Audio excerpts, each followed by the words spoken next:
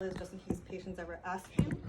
And then tooth replacement options if someone has a broken tooth, whatever it is, or what we can do to kind of replace it. And then what periodontal or gum disease is. So basically, going over stages of tooth decay. When it starts in the beginning, the outer layer out here, it's called decay in the enamel. And then as it progresses, it gets worse and worse. So in the beginning, usually patients have no pain. Even though we can see the cavity there, they're like, oh, I'm doing fine. But then as it gets worse, eventually that's when they come in for the emergencies and stuff. So usually when we see a decay, starting decay, we can monitor it depending on how deep it is. Usually one of the main treatment options is we can just recommend fluoride varnish. It's a very low cost thing for patients to get during their recall appointments to help kind of decrease the bacteria load in their mouth, just to kind of allow for the tooth to kind of go back to normal ideally. So, and as we see, as the decay progresses, obviously the treatment will cost more and more. So as the cavity gets bigger, right now, when it gets a little more into the tooth area, usually we recommend like a filling for these patients. So, and usually something that, sorry, this is like what my coworker wrote on her slides, so I'm just gonna read it. She wrote, well, I guess the sooner we can treat your tooth, the less tooth we have to remove. So if it hasn't progressed even further, ideally we can just take care of it then and there. So some things that we see are like cavities like this, and just before and after pictures. Sometimes when we actually see cavities, for example, this is what it looks like. It doesn't look like it's anything, like the patient will see and they're just like, oh, I just have a black spot here, but it doesn't hurt me. But then when we actually start to remove the cavity, it's actually much larger. So this is once it's all cleaned out, it's much larger than it originally looks. So that's something that we kind of like, you know, in the back, you guys can like help tell patients that too. Once the cavity has progressed really far in, pretty much into the nerve area, that's when the patients come in for the emergency. They say they can't sleep, my tooth is throbbing, etc. I'm taking pain meds and it doesn't help. That's usually when it's so far progressed, we tell the patient, hey, you probably need a root canal and a crown at this point, just based on the fact that you're having that throbbing discomfort. And as you can see, the treatment cost is also getting more and more expensive too. So that's why we do want to catch it early for these patients. Yeah, so when the patient comes in for emergency, if they go ask them one question, you can ask them like, is your tooth like throbbing? Is like a throbbing pain?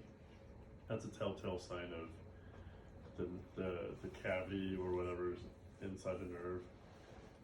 They probably need a root canal. Yeah. But still take the X-ray. Okay, so for a root canal, so I guess this is mostly what Dr. June does, but what a root canal treatment is basically once the cavity or some bacteria gets into the nerve, that's when they get the throbbing discomfort. So the nerve, which is the inner section of the tooth, becomes inflamed. What the root canal does is basically you clean out this middle area where your nerve and all your blood vessels are. Once they clean out everything, you just have to fill it in with dental material. And then ideally we do put a crown on after. The reason why we put a crown on after a root canal treated tooth is once the root canal is done, teeth become a little more brittle because there is no nerve and no blood kind of supplying the tooth. So they become a little more fragile. So they're likely to break if people bite down too hard on something. And that's why I actually recommend a crown on pretty much every root canal tooth. It's kind of a good rule of thumb. So this is actually an x-ray that my coworker took. This x-ray here, as you can see, this patient had a cavity here. You see the black shadow right here. And they recommended a filling for him. He's probably only like 24 years old. He didn't follow through with that. And 1 year later, he comes back and you see this tooth is completely the entire really dark black in the middle. So now that tooth is not savable. He's 25, he has to somehow, 24, 25, he has to now save up to get that tooth extracted, probably do an implant and everything. So something that could have been low cost and had, you know, only one-time treatment now is going to take like a year probably to get done for him. So just moving on to replacement options. So basically the main three options that are offered is either bridge. This is a fixed option, so that's something that connects one tooth to another to replace the missing tooth in the middle, and that's something that once it's in, it kind of stays in. Then there's the partial denture, so that's something that you take in and out of your mouth. And then the last one is an implant. Same thing, implant will also replace one tooth. And as you can see right here, there's the screw down here and then the crown on top. So I don't know if we really have to go by step, but basically how a bridge works is if they broke the tooth here, you take out the tooth, we prepare the teeth to make a bridge, and then we can cement it on. So total is around 3 to 4 visits. You gotta extract the tooth, prepare the teeth, and then you send it off to the lab to be made. For partial dentures, this is the removable. Oh, sorry, any questions about anything so far? I don't know if I'm like chugging through, okay. So for partial dentures, there is different types out there, and these are some options that we can probably recommend to patients. So first one is called the flipper. It's also called an immediate partial. Other one, so basically it's immediate because it's something we can deliver right away if the patient takes out a tooth. The other two are not immediate options. They do take some time to be made. One of them is called a Valplast partial. As you can see, there's no metal on it. And then the last one's called a cast metal partial, and it's called cast metal because there's metal on it. So for a flipper, if patients want it, basically they broke a tooth, knocked it loose, whatever it is, we can take a mold of their mouth when they first come in. And on the day we take out the tooth, we can actually have this ready for them. So they don't have to walk out without a tooth. And it's usually very useful for front teeth that way, because no one wants to walk out without a front tooth usually. Is that the same thing as the temp tooth? Yeah, basically, yeah. I don't know, do you guys do like Essex for temps, or if they, if let's say they can't do an implant or something? Yeah. Yeah, it's the same thing. So the other one is the Valplast. So like I said, there's no metal in it. It's for long-term replacement, and it is case dependent. So you can replace like either one tooth, multiple teeth, whatever works for this case. The last one is cast metal. It's got metal around it, like I mentioned. Also for long-term replacement of the teeth. So this is something that people will keep for years to come. And it can also replace multiple teeth, whether you top, bottom, anything of the sort. One reason why someone would choose one over the other is Valplast is, there's no metal, so people kind of like the way it looks a little more. But the pros of the metal one is it's more rigid, so less likely to break. Usually lasts a little longer too. So you kind of have to pick and choose, and that's usually when we tell patients. Is one more comfortable than the other? No, I think they're usually about the same. Okay. So it's, honestly, it's preference, and anytime anyone gets a denture, it's like, kind of tell them it's like getting a new shoe. It takes a while to break in, regardless. Okay. So, yeah. I like Valplast better. Yeah, it's faster for us. Yeah. Which one is more pricey? I don't know. Valplasts are pretty expensive. I think they're about The same? I think it's the Our same. pricing is the same. I in think terms they're of the insurance, same, but know. I don't know if all insurances cover Valplast. I think they cover cast metal Yeah. more. I think in this office we just use Valplast. Okay. I don't do cast metal anymore. Okay. Okay. Well, these are the options, Yeah. minus that last one. So for implants, basically what it is, it's also to replace a tooth. But how it works is the implant screw, and I'm sure you guys have seen Dr. James do it, kind of mimics the root of the tooth, so that gets kind of drilled into the bone, and then you get the crown on top. So total number of visits is 4. You gotta first take out the tooth, put a bone graft in. Basically the bone graft fills in the space, so it's like setting a good foundation for your implant. You have to wait for it to heal, probably 4 months or so. Some cases you can place the implant the same day, so that'd be useful. If we're not able to place the implant the same day, we may have to wait and place it after the healing period. You put the implant in, also let that heal up, and then we can deliver the implant. So I always tell patients, probably expect 8 to 10 months of your time from start to finish for an implant. Sorry, my third voice. So basically what a bone graft is just like I mentioned before, it is a foundation. you're prepping the site for an implant down the line. Once you take out the tooth, you now have a big hole there. With the big hole there, even though your body will naturally heal it up over time, it may not heal it all the way back to normal. So for us to give the patient the best bet for healing and to allow for this implant to be successful, definitely I pretty much always recommend a bone graft with every extraction. So just like I said, always recommend for implant, and then if we're doing like a bridge or anything else, it's kind of case dependent. I think the doctors usually choose if they want it or not. I'll always do it. Okay, always do it then. Oh, do what? Bone graft. Oh, the bone graft? Yeah, basically it just lets for better healing at the end of the day. There's the bone graft, and then there's the membrane. Mhm. And then there's the one that fills the hole. There's the tarp Yeah. portion, and then there's one more at the time of placement.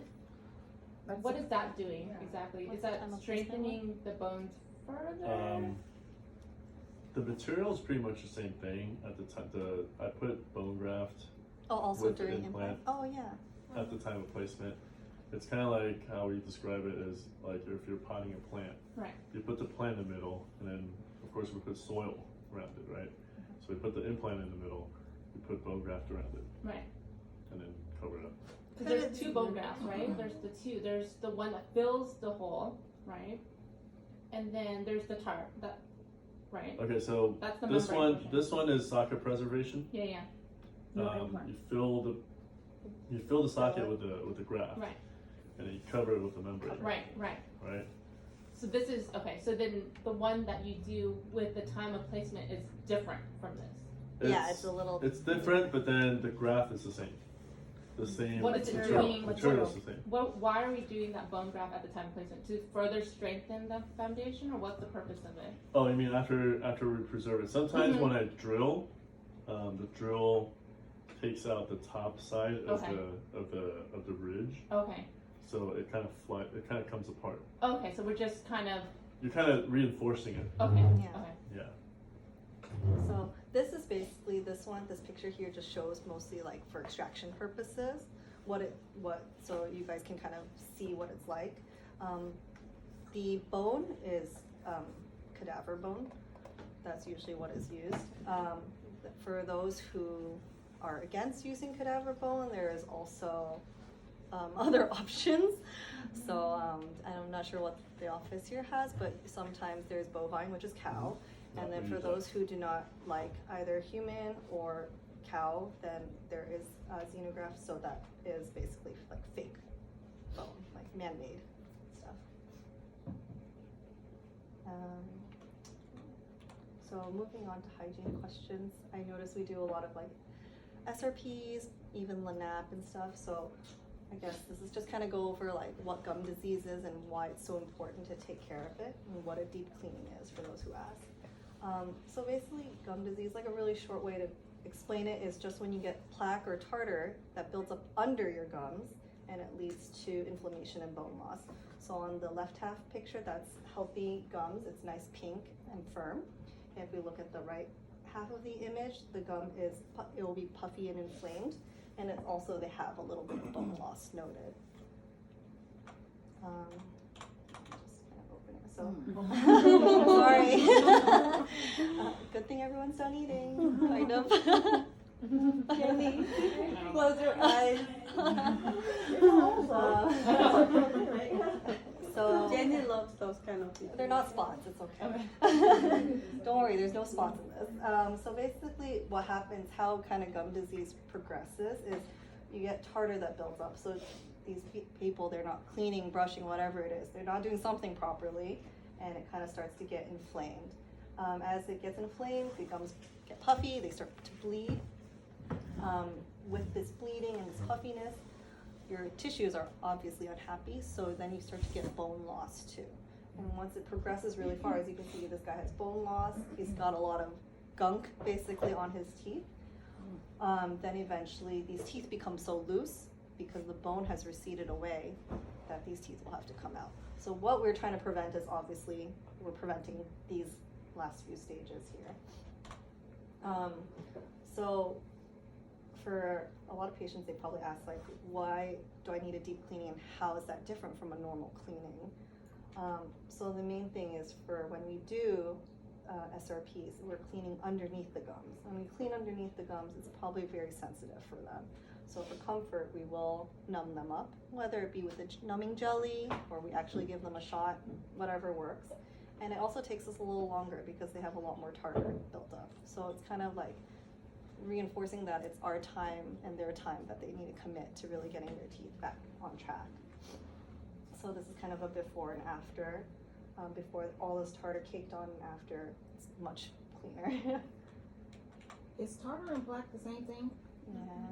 No, but I think we just say that because it's just easier because patients usually hear tartar Mhm. or plaque. Plaque is when it's still soft, Yeah. kind of just, and then The filmy stuff. tartar is technically, Yeah. like in dental, we'll probably say calculus, but it's basically when it is hardened and solidified. Yeah. And what exactly causes it?